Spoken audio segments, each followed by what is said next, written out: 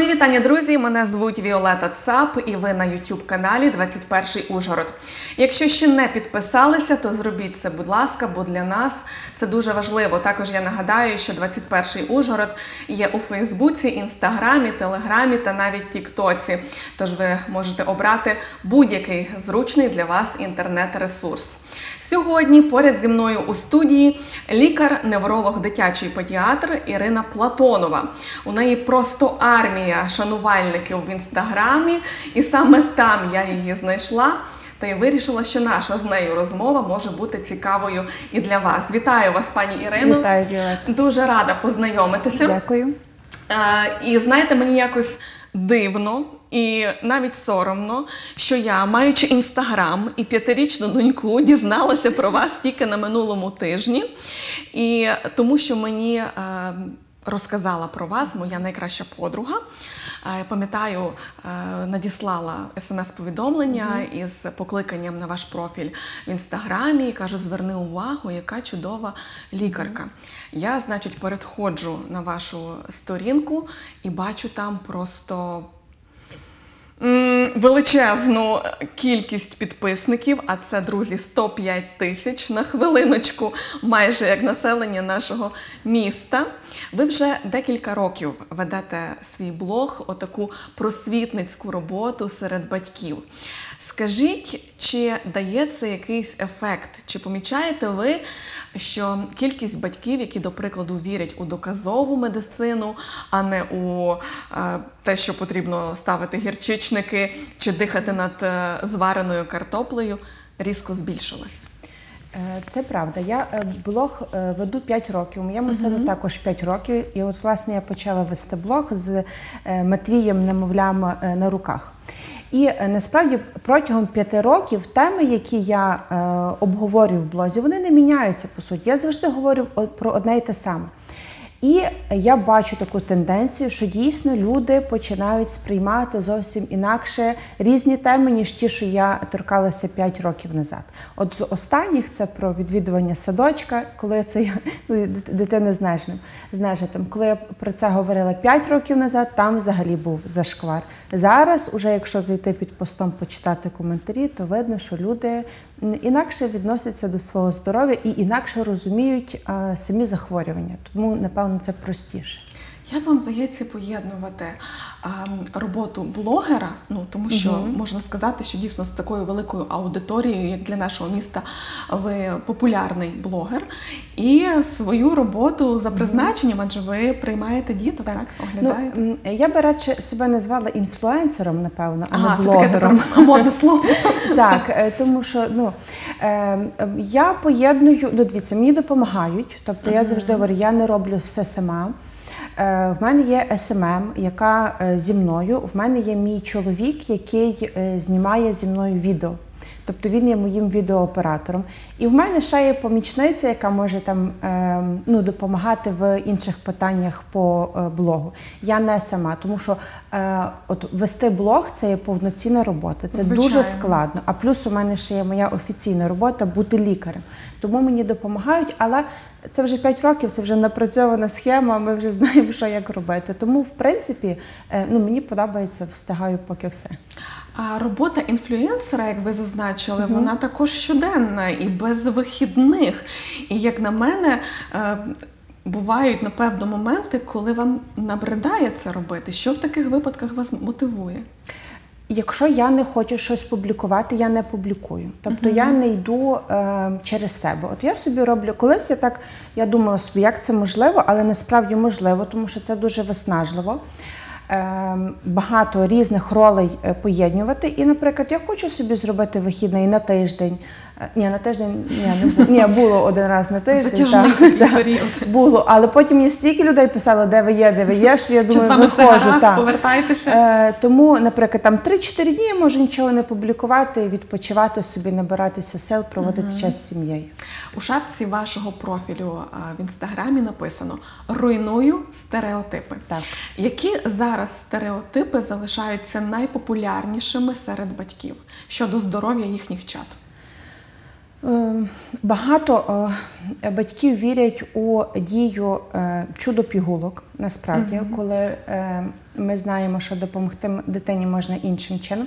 Це я зараз так лагідно підходжу під тему аутизму, порушень розвитку і так далі. Тобто багато батьків вірять, я їх розумію як мама. Тобто, можливо, я на їхньому місці робила би те саме, що вони, але зі своєї позиції я все одно переконую батьків часто, що там різні маніпуляції, вони не потрібні, не можуть зашкодити. Багато батьків, я не можу сказати, що багато, але є частина батьків, які думають, які можуть допомогти дитині однією пігулкою, а так не буває. Наприклад, це стосується порушень сну, наприклад, у дитини. Ми там режим відстежуємо, а пігулка тут іноді поможе, іноді ні. Це, напевно, те, що я найбільше стикаюся.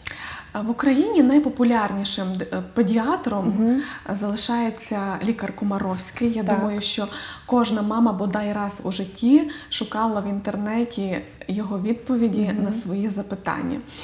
Чи є він авторитетом для вас і чи з усіма його рекомендаціями ви згідні? Я коли після інтернатури пішла працювати перший раз в Берегівську центральну районну лікарню. Я була там лікарем-педіатром черговим.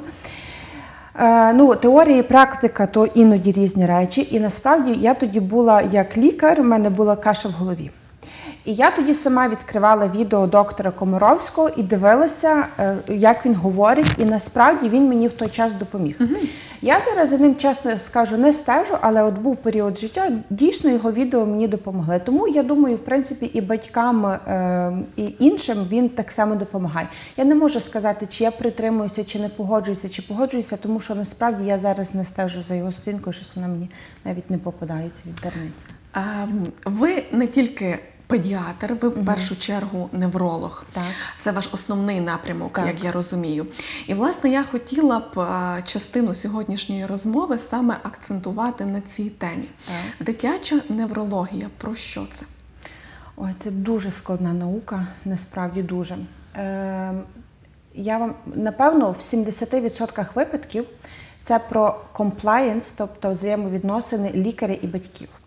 Тому що багато неврологічних станів, симптомів не потребують медикаментозного лікування, але лікар має добрим чином це пояснити батькам, що вашій дитині медикаментозне лікування не потрібне. Вашій дитині потрібне прогулянки на свіжому повітрі, час проведений з вами, там і ще багато чого. Але є частина, звичайно, захворювань, вони є важкі. А які це, наприклад, поясніть нашим глядачам, що слід віднести до неврологічних захворювань? Наприклад, що лікує лікар-невролог? Головний біль, мігрень у дітей може бути, епілепсія, порушення сну. Це є коморбідні стани у дітей з аутизмом. Тобто сам аутизм вилікувати ми не можемо, але коморбід, наприклад, може бути дитина з епілепсією і аутизмом, то причетний до цього лікар-невролог. Різні порушення розвитку, ДЦП, дитячий церебральний параліч, це все відноситься до лікування лікарем-неврологом. І можуть бути різні, якісь суміжні, наприклад, захворювання, там щось, якісь суміжні спеціалісти попросять оцінити. Наприклад, дитина з кашлем, а може це не кашель, а може це тики вокальні, тобто може бути і таке. Направду, зізнаюся, це дуже складна робота, складна категорія діток, і емоційно вам, напевно, нелегко. Чому ви тоді обрали такий напрямок? Це нелегко, але це хтось має робити. Ага. Тобто я себе вважаю людиною, насправді, з такою, на даний момент, емоційно стабільною. Тому я можу це робити. Я розумію, що не всім це підходить, тому що насправді сказати батькам про якийсь чи діагноз, чи підозру, будь-що, це важко. Це мусить хтось робити, хто це буде робити? Це ваша місія, ви собі так визначили. Пані Ірино, з якими симптомами батьки повинні звернутися до лікаря-невролога? Як часто вони повинні показувати свою дитину цьому спеціалісту?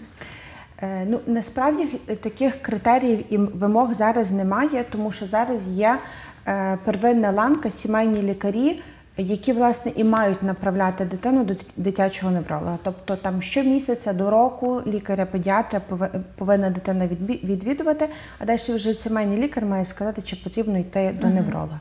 Ну, але до прикладу, наприклад, дитина протягом першого року життя не оволодіває якимись навичками фізичними, наприклад, невчасно перевернулася, невчасно почала сидіти. Це можуть бути порушення сну у дітей. Після такий у нас критичний огляд, я вважаю, 18 місяців. Це ми тоді проводимо скринінг на розвиток дитини, як на фізичний, так і на психологічний. А тоді ви в тому періоді життя дитини можете помітити, що вона схильна, до прикладу, до епілепсії? Це теж неврологічне захворювання. У такому віці ще ні? Ні, дивіться, епілепсія – це насправді багато діагнозів, це не один симптом. Епілепсію ми можемо поставити тільки тоді, коли в дитини є клінічно виражені судоми, і які, це має бути мінімум 2 напади, і які не пов'язані між собою, і між якими проміжок більше 24 годин. Тобто навіть якщо це один якийсь напад стався судом, це ще не дорівнює епілепсія. Тобто ми не можемо наперед знати, чи може в дитини бути епілепсія. Тільки якщо, наприклад, в когось з рідних була епілепсія, робили генетику, це генетична природа, тоді ми так можемо знати і вже можемо передбачати. Я поділюся своєю особистою історією. В перший рік, коли я стала мамою, моя дитина була занадто активною. Ну, в віці 2 років вона вже не спала вдень. І всі рідні, як один, говорили, що це, напевно, є свідченням якогось неврологічного захворювання, тобі треба показати її спеціалістові. Звісно, я проконсультувалася з своїм педіатром, мені з нею дуже пощастило, вона мене заспокоїла, що все нормально. І дійсно, після року оця її активність почала знижуватися. Але я думаю, що так є не завжди. Чи дійсно гіперактивність може бути неврологічним відхиленням? Може бути. Я сьогодні, я завжди собі думаю, звідки беруться псевдоспеціалісти, насправді, але сьогодні мені випадково просто попалася на очі електронна книга про гіперактивних дітей. Діти і гіперактивність, якось так вона називається. Ну і я відкрила її, і я починаю читати. І там пише, як визначити гіперактивність у хлопчика 2,5 років. Є хлопчик, я переіменую, ніж там в книжці було, Сергійко, і він гіперактивний. А які були ознаки у нього до там року? І там тези. У віці 6 місяців Сергійка залишили в колясці самого спати на вулиці. Він прокинувся і перекинувся через коляску. Ну, то це не може бути симптомом гіперактивності. Ми тут маємо дивитися на батьків. Або інший пункт, чому поставили Сергійкові гіперактивність. Бо в 2,5 роки він вилив на себе окріп. Ну, яка це не сам же ж він вилив. Так, ну не сам він, чого він випав з коляски? Тому що такі були обставини, чого він вилив на себе окріп? Тому що це дитина. Це нормальна дитина. Гіперактивність зараз дуже на слуху, але синдром гіперактивності з дефіцитом уваги – це є окремий діагноз. Це не просто активна дитина, це не просто дитина, яка бігає, всюди скаче, всюди повна тієї дитини. Ми можемо поставити гіперактивність, синдром гіперактивності з дефіцитом уваги не раніше 6 років. Якщо говорять, що дитина гіперактивна і треба її лікувати, то швидше за все треба лікувати всіх родичів, а не ту дитину. Істина! Зараз прозвучала істина. Тому що гіперактивність, вона заважає. Ми навіть можемо не лікувати, я можу так багато говорити про це. Говоріть, ми не обмежені в часі. Якщо мене перебивайте. І ви, я думаю, знаєте, що ця тема хвилює багатьох батьків у віці, коли дитині 1, 2, 3 роки. Гіперактивність заважає, вона може заважати дітям в розвитку. Ми можемо лікувати гіперактивність медикаментозно, тому що ліки існують, але можемо і не лікувати. Але після 6 років? Після 6 років. Це залежить від симптомів і як вони впливають на життя дитини, на життя сім'ї, на її соціальні контакти, на відносини у школі. Наприклад, якщо ми бачимо, що в дитини є гіперактивність, так, синдром гіперактивності з дефіцитом уваги, але дитина абсолютно компенсована, тобто мама знає, як з нею справлятися, вчителька знає, як справлятися, в дитини немає якихось непорозумінь з однолітками, ми можемо це медикаментозно не лікувати. Але якщо приходить така ситуація, що ми кажемо, верніше не так, дають зауваження, вчителька може давати зауваження дитині, що дитина не слухається, зриває урок, встає посеред уроку, заважає іншим дітям вчитися, то це є сигнали до того, що ми маємо прийняти якісь міри. Чи це буде якась поведінкова терапія, чи медикаментозна, ми вже потім вирішимо. Але пропускати це повз вуха не можна, тому що це дійсно може бути розлад, який потім в майбутньому дитині буде заважати. Пані Ірино, гаджети. Вони стали невіднятною частиною життя не тільки нашого, але й наших дітей. Зараз складно навіть нагодувати дитину, якщо ти не даш їй мобільний телефон або планшет, або ще якийсь пристрій, який показує мультфільм. Це проблема багатьох батьків і моя також. Чи дозволяєте ви як лікар давати дитині гаджет, коли вона, до прикладу, їсть? І як вони впливають взагалі на нашу, не на нашу, а на нервову систему наших дітей? Під час їжі не рекомендовано дивитися мультики дітям. По-перше, ми хочемо сформувати в дитини правильні харчові звички, щоб дитина відчувала насичення, щоб дитина розуміла, які вона продукти їсть, щоб дитина вибирала, які продукти вона хоче їсти, а які не хоче. Тобто, щоб дитина це робила усвідомлено. Тому і дитина, коли, наприклад, може дивитися гаджети, вона може переїдати, наприклад, що так само, тобто дитина там їсть бездумно, умовно, так, і не відстежуємо, скільки дитина з'їла.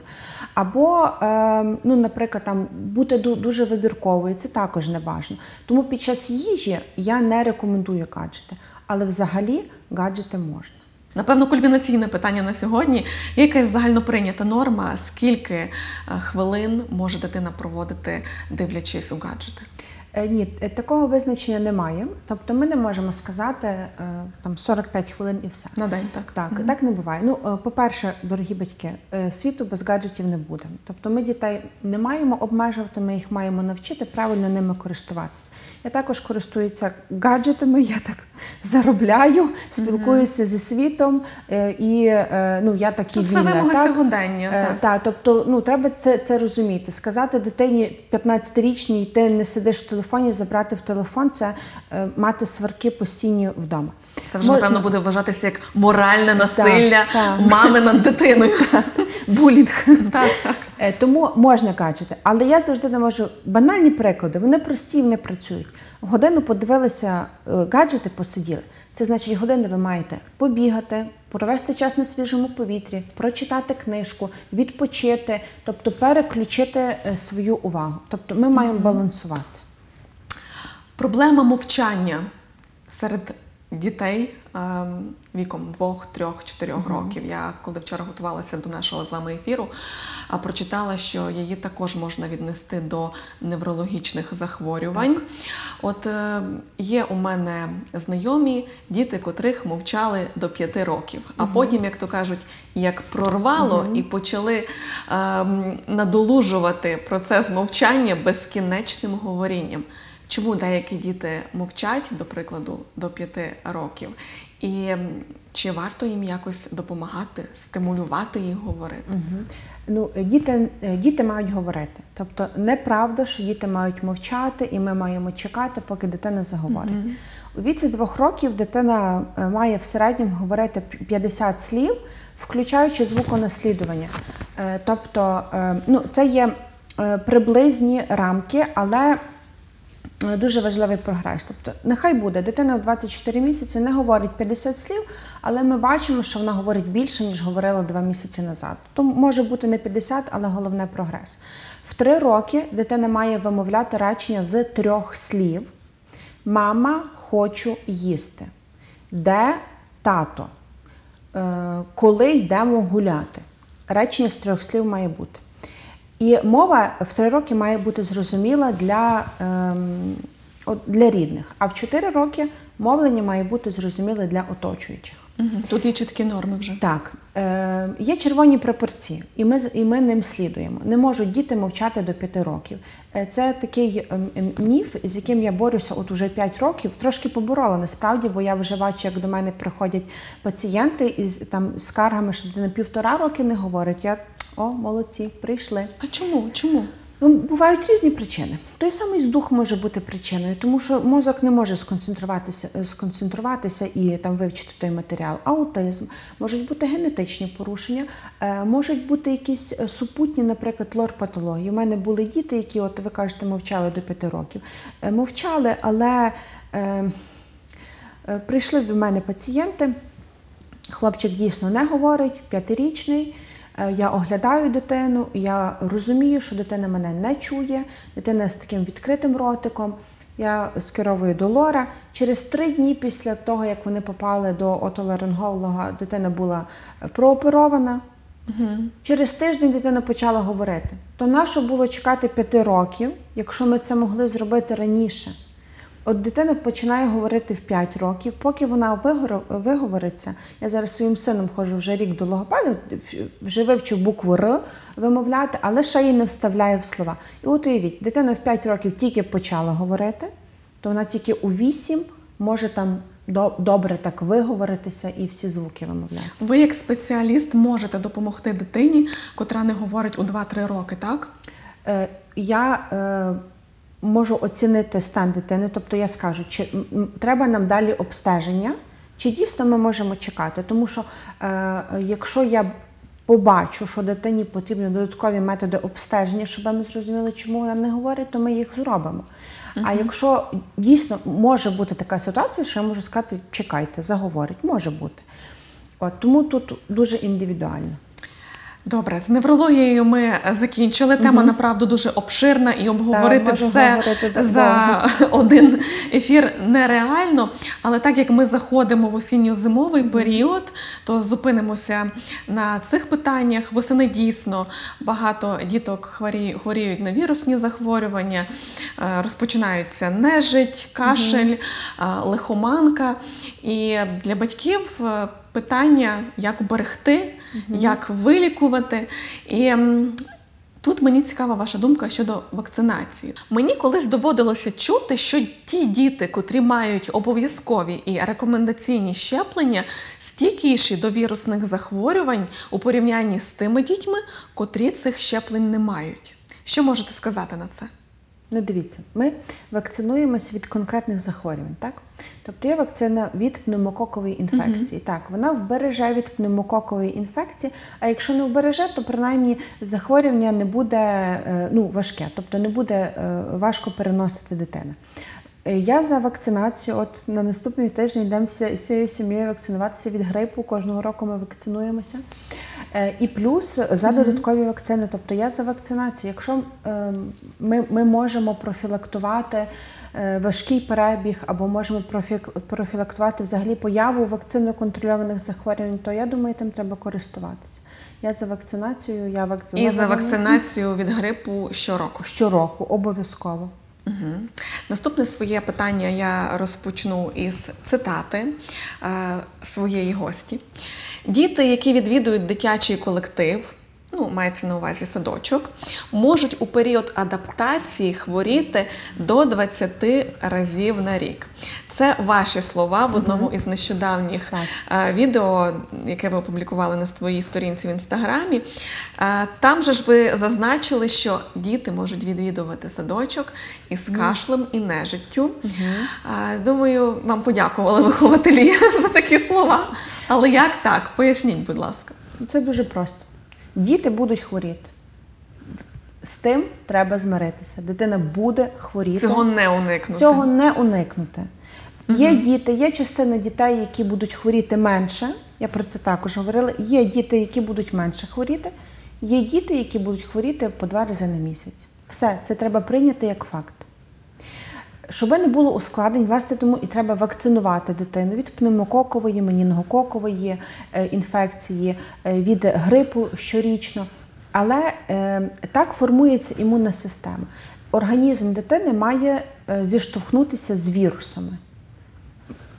організм має їх прийняти і адаптуватися, і все. Питання, я погоджуюся з частиною коментарів про те, що дитині може бути некомфортно там, з нежитом, там, якщо сопельки течуть, так, тоді ми можемо залишити вдома дитину. Ну, побула дитина один день-два вдома і далі може йти в садок. Тому що оцей нежить, він може тривати 3 тижні, розумієте? Ну як може дитина не відвідувати садок? У мене був період, коли мій син, реально 2 місяці, той нежить був. Я не можу не ходити, на мене робота, Інстаграм. І дитині потрібна соціалізація. І дитина. Але ми дивимося, безперечно, ми дивимося ще по дитині. Тобто, якщо в дитини немає температури, дитина добре п'є, дитина активна, розумієте? Є діти, соплі, а він, перепрошую, скаче як кінь вдома. І що йому 2 тижні сидіти вдома? Згідна з вами абсолютно. Пані Ірино, от ми заговорили про високу температуру. Тут також у кожної мами є свої якісь твердження, аргументи. Є категорія тих матусь, які вважають, що температуру збивати при вірусних захворюваннях не потрібно, адже таким чином організм має побороти вірус. Як ви можете таке прокоментувати? Ну, я за здоровий глузд, насправді. Я завжди говорю, що моя сторінка про здоровий глузд. Але доки можна дивитися на термометр спокійно? Добре, вірусна інфекція в дитини 39, дитина лежить. І що, борися? Ми не скажемо так. Звичайно, що ми будемо збивати температуру. Ми маємо дивитися по дитині. Бувають діти, які дійсно 38,5, переносять добре, але навіть не діти, це ще залежить від вірусної інфекції, тому що іноді віруси там легко дитина переносить 38,5, іноді важко. Ми дивимося по дитині. Тобто, якщо дитина, ми бачимо, млява, вже не така активна, ми можемо давати жарознижуючі навіть при 37,8. Коли просто дитині погано. Тільки розраховуємо на кілограм ваги маси тіла. Пиття не буде знижуватися температура тіла, якщо дитина мало п'є. Оце, випили 50 мл за день і думають, що впаде температура, буде дуже довго триматися. Рясне пиття має бути, фізичні методи охолодження, відкрити вікна, включити кондиціонер, розкрити дитину. Не закутувати. Не закутувати. І все, і чекаємо зниження, і не впаде температура, теж недобре, наприклад, з 39 на 37 за півгодини, тобто чекаємо деякий час. Коли у дитини температура, вибір у мами невеликий, нурофен або парацетамол, і змінювати кожні, якщо я не помиляюся, 8 годин. У мене були такі випадки, особисто, що не допомагав ні один, ні інший. І у мене розпочиналася паніка, як я маю допомогти своїй дитині. Температура досить висока, а препарати не допомагають. Як діяти? Насправді у дітей тільки парацетамол і ібупрофен не можна використовувати. Насправді таке. Використовуємо фізичні методи охолодження, про те, що я говорила. Можна поставити, я рекомендую мати вдома. У мене вдома є така полуничка, мій Матвій каже, чарівна полуничка, вона у нас від всього. Порізався, температура, там комар вкусив. Ви заморожуєте, наче такий холодовий компрес. І в дитини температура, ви, наприклад, якщо боїтеся на голову ставити, на відстані ставите дитині холодний компрес. Це світова практика, всі так роблять, а наші бояться. Бояться, дійсно. Бо наші звикли горілкою розтирати, розумієте? Горілкою розтирати. А ми маємо фізично розкутати, дати багато, пити. Боже, вчіть дітей пити, це дуже важливо. Пити дуже багато, розкрити дитину, дати на вагу у цього жарознижуючого і чекати. Фізичні методи охолодження. Я зустріла таке твердження, як біла лихоманка. Йдеться про те, коли в дитини висока температура, друзі, а її кінцівки холодні. Це якраз випадок моєї доньки. Практично перший раз, коли вона захворіла в житті своєму, їй не було ще тоді і 2, була якась моя внутрішня катастрофа, тому що я нічого не розуміла, чому чоло гаряче, а руки і ноги холодні.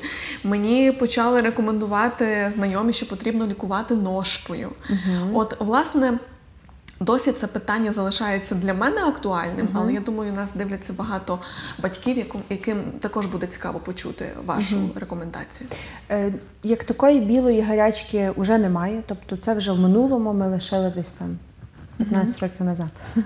Але дійсно є така, відбувається спазм судин. Ножпа діє на, тобто дротаверин діє на м'язи, він не подіє на стінки судин. Що ми можемо в той момент зробити? Ми можемо в той момент своїми долонями, контакт шкіра до шкіри, розігрівати кінцівки дитини. Починаємо терти ручки, ножки і покращуємо тим самим кровообіг. І ножки зігріваємо, якими шкарпеточками теплими, так? Чи не варто цього робити? Як хочете. Тобто можна шкарпетки, але краще, нам треба покращити кровообіг. Ми його покращимо, коли ми будемо розтирати, наприклад, якийсь легенький масаж дитині робити. Кровообіг покращується, і тоді температура падає легко. Це на все життя, чи воно з часом пройде? Я вам скажу, що дорослі взагалі гірше переносять підвищення температури тіла, ніж діти. Тому далі по-різному може бути, я не можу вам сказати. Знаєте, я так помічаю серед своїх знайомих дорослих, коли от наступає осінь, холод і захворювання різні, то відразу приймають антибіотик. І вже навіть деякі мами не нехтують тим засобом, медикаментами цими, аби швидше поставити дитину на ноги. От 3 дні дам антибіотик, і їй стане краще. До чого може призвести часте їх вживання? До антибіотикорезистентності – це те, про що говорить весь світ і чого весь світ боїться. От якщо ми будемо бездумно використовувати антибіотики, через 10 років у нас, в принципі, не залишиться антибіотиків, які ми можемо давати. Тому що наші бактерії звикнуть до тих антибіотиків і не будуть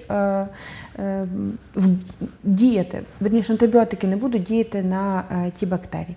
Тому підтвердження бактеріальної інфекції і тоді тільки даємо антибіотик.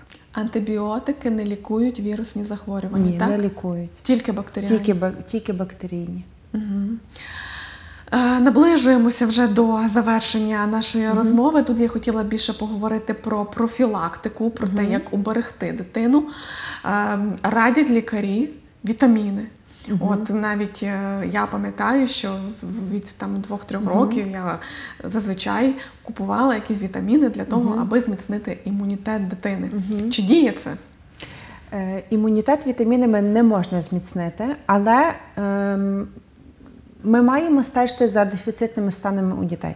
Після вчора я відкривала якраз рекомендації. Найбільш розповсюджені дефіцитні стани – це дефіцит заліза, вітаміну D3, фолієвої кислоти, вітаміну В12 і цинку.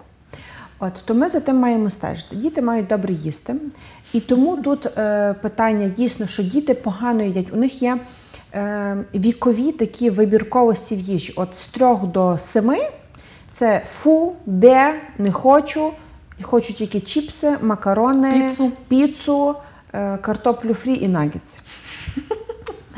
Як це знайомо всі? Так, це віковий, але ми не маємо, тобто ми пам'ятаємо, що це віковий варіант норми, але ми все одно дитині пропонуємо нормальну здорову їжу, ми показуємо своїм прикладом, тобто ми чекаємо, поки цей етап пройде, але він має пройти. І звичайно, що якщо дитина їсть ці 5 визначених продуктів, то ми їй можемо додатково дати вітаміни ненадовго, і це не має бути вся таблиця Менділеєва в одних вітамінах, і стежимо за складом. Є вітаміни, я якраз теж відкривала, там, наприклад, де в одній капсулі може бути перевищення добової норми вітаміну С там, в 10 тисяч разів. Це дуже просто. Це те, що у нас перед очима. Просто люди цього не бачать. Ясно, що з тих 10 тисяч не все засвоїться, але зрештою. Можна там давати трошки і стежимо, щоб це було там 50, максимум 100% від добової норми. Це показано на етикетці. Можна подавати, але попри те все ми вчимо дитину добре їсти. А от чи варто перед тим, як давати вітаміни, можливо, зробити деякі аналізи для того, аби впевнитися, що цих вітамінів дитині дійсно бракує? Ну, якщо б було так просто, то можна би було, але це не так просто. Це знову ж таки ще один міф. Здам я аналізи на всі вітаміни і буду знати, що мені треба. Але так не буде. Я поясню чому. Ви напередодні аналізу поїли продукт, багатий вітаміном, нехай вже про це говоримо, про вітамін С, багатий вітаміном С. І у вас рівень виріс. Ви потім не поїли 2 дні, і у вас рівень вітаміну С в крові опустився. Ви потім знову поїли, він знову виріс, потім знову опустився. Тому ми не можемо знайти, деяких вітамінів ми можемо перевірити там точну кількість, той В12, наприклад, але деяких ми не можемо перевірити рівень в крові. Я просто вела до того, чи ми не нашкодимо своїй дитині, якщо будемо давати їй там якісь певні вітаміни. Ну, залежно скільки. Якщо ви там місяць-два подаєте, то не нашкодите. Ну, якщо ви будете роками давати, то нашкодите. Токсичний гепатит зараз виходить в першість по гепатитах у світі через БАДи і вітамін. Я так відразу розумію, що ви проти цього, так? Проти БАДів? Ні, я за розумне споживання. Угу. Окей. Перед тим, як записувати це інтерв'ю, я сиділа на багатьох, ну, напевно, так і скажу, мамських чатах. Зазвичай обирала ті питання, які хвилюють їх найбільше, і хотіла б нашу нинішню розмову закінчити таким коротким бліцом. Я вам питання, ви мені коротку відповідь. Окей? Тож, поїхали. У дитини дуже часто бактеріальна ангіна. Чи варто задуматися над видаленням аденоїдів? Якщо в дитини дуже часто бактерійна ангіна, то нам треба виключити ревматоїдні захворювання. І залежно скільки разів та ангіна. Якщо я не отоларинголог, але приблизно, мені здається, якщо 7 бактерійних ангін за рік, тоді дійсно це може бути показом до видалення. Окей. Дитина харчується виключно декількома продуктами, не хоче навіть пробувати інші. Чи це проблема? Ви вже сказали, що до 7 років ні, так? Дивіться, це ще залежить, який вік і який діагноз, тому що може бути проблемою, а може бути ні. Тобто дивимося. Яке ваше ставлення як педіатра до лікування зубів дітей у медикаментозному сні? Прекрасне. Немає абсолютних протипоказів до лікування під седацією взагалі в медицині. Абсолютних протипоказів до седації немає, їх не існує. Седацію використовують в усьому світі кожного дня, тому що це може врятувати життя дитини. Седація – це прекрасний спосіб мінімізувати стрес, фізичний біль дитини. Тому, якщо не вдається інакше, наприклад, зараз в стоматології так використовується дуже седація. Дуже активно, так. Якщо не вдається нам інакшим чином дитині полікувати зуби, ми лікуємо під седацією. Ротова порожнина – це також наш орган. Він не відноситься десь окремо. Тобто хронічне запалення в ротовій порожнині ні дитині, ні дорослим не треба. Тобто зуби мають бути проліковані. Тобто ніякого негативного впливу на подальше здоров'я дитини це не матиме? Я не можу стверджувати, тому що перед процедурою седації дитина ж проходить обстеження, аналізи, тобто там вирішується з лікарем-анестезіологом. Але взагалі, якщо правильно все проведено, то ні. Ну, бо тут, знаєте, тут батьки розділені, як у питаннях вакцинації. Хтось категорично проти, а хтось обидвома руками за. Добре, тоді запитаємо тих батьків, чи вони готові, щоб їх дитині видаляли апендицит без седації. Все. Відповідь очевидна. Рухаємося далі. Скільки солодкого можна давати дитині протягом дня? Солодкі можна. Я до 2 років Всесвітня організація охорони здоров'я каже, що там не давати. Ну, ми всі я давала, може хтось давав, тобто трошки. Але от 10-15% з добового раціону дитини ми можемо виділити на різні снеки, солодощі, перекусні, якісь такі дурнички, що діти люблять, це можна. Тобто це не забороняємо. Істерики у дитини. Коли це нормально, а коли це загроза її здоров'ю? Ну, таких ситуацій мільйони, коли вони кричать, бо хочуть нову іграшку в магазині. Істерики, до речі, це теж моя одна з улюблених тем. Так. Можете тут детальніше тоді. Істерики, дивіться, дитячі істерики – це завжди норма. Не норма те, як дорослі на них реагують. Біля кожної дитини має бути стабільно емоційний дорослий, який зможе тій дитині допомогти.